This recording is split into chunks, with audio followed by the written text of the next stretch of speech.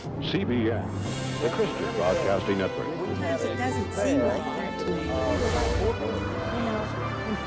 Yeah, you're right, Pat. We hate to be Hi, everybody. Welcome. The Bible says that if you believe in Lord Jesus, that's right. It's like as far as we can see down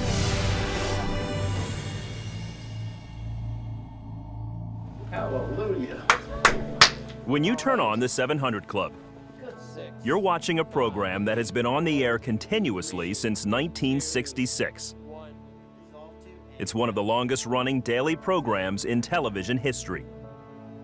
Probably seen more people come to the Lord through CBN than any other organization in the world. But it wasn't me, it was God. It was an unbelievable leap of faith for a man who didn't own a TV set to jump into telecommunications. I didn't have any money, but a lot of faith, I suppose. So I got an appointment with David Sarnoff, who was then chairman of the board of RCA, and told him that we needed some help and that we wanted to buy some equipment from him. Well, he looked at me and he said, "You don't sound like much of a buyer to me." Undaunted by skepticism, Pat bought the equipment he needed from RCA to get the transmitter and camera working. 50 years ago, he switched on the transmitter, framed up the camera, and went on the air with his Bible in hand. The inaugural broadcast of the Christian Broadcasting Network made it to the end of the block, and from there, it never stopped. Over the decades, millions on every continent have responded to Christ as Pat speaks directly to viewers. Lord Jesus, that's right, pray with me. Lord Jesus, you know what I've been through. Today, CBN programming is seen in more than 100 nations around the world. Countries once completely closed to the gospel are now new frontiers. What began in Tidewater, Virginia, is spanning the globe. All the best human strategies in the world couldn't accomplish that feat. CBN was the first ever to start a Christian television show in their own language. And that has profound implications for the culture.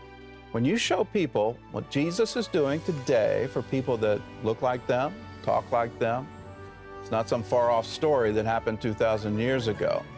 But this is what he's doing today. This is how he's transforming lives today. This is how he's answering prayer today.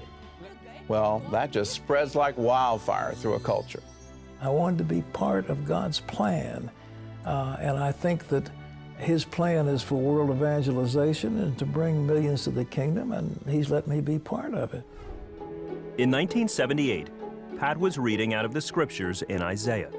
Is it not to share your food with the hungry and to provide the poor wanderer with shelter when you see the naked to clothe him? With that biblical mandate, Pat started Operation Blessing. Early on, leaders like President Ronald Reagan took notice. Operation Blessing. They've given nearly $2.5 million to more than 8,500 churches, and this money is then matched by the local churches. And the result has been fantastic. Now, Operation Blessing is one of the most trusted charities in the world. A fleet of trucks cross the nation providing hunger relief. Water wells are dug on every continent, and orphans are rescued. If a disaster strikes anywhere in the world, like Haiti's earthquake, the Indonesian tsunami, or Hurricane Katrina, Operation Blessing is there with emergency relief. You know, it's funny, when you're walking with God, you don't have necessarily all these grandiose dreams about the future. What you have is, this is next step, next step, next step, next step, and you just follow where God is telling you, and you put your foot down and the next foot and the next, and then suddenly here it all is. Regent University began with 77 graduate students in 1978. Today, over 5,000 scholars are training in the major disciplines. Quality is everywhere. You step on campus, you see quality in the architecture, the way the campus is laid out, and it follows in the classroom, the way the instructors perceive their work. Students know it too. When students come to Regent, they know this is a place of quality, that we demand excellence. The American Center for Law and Justice was established so that when the rights of religious people are violated, they have a strong advocate in the courts. The American Center for Law and Justice is straightforward. We defend liberty and freedom. And when you defend liberty and freedom and take it as a mandate from God, it's something you do with excellence. And what we do is defend the rights of religious people to engage in free speech, to share their faith in the United States and around the world. Dee Dee Robertson stands in amazement of it all.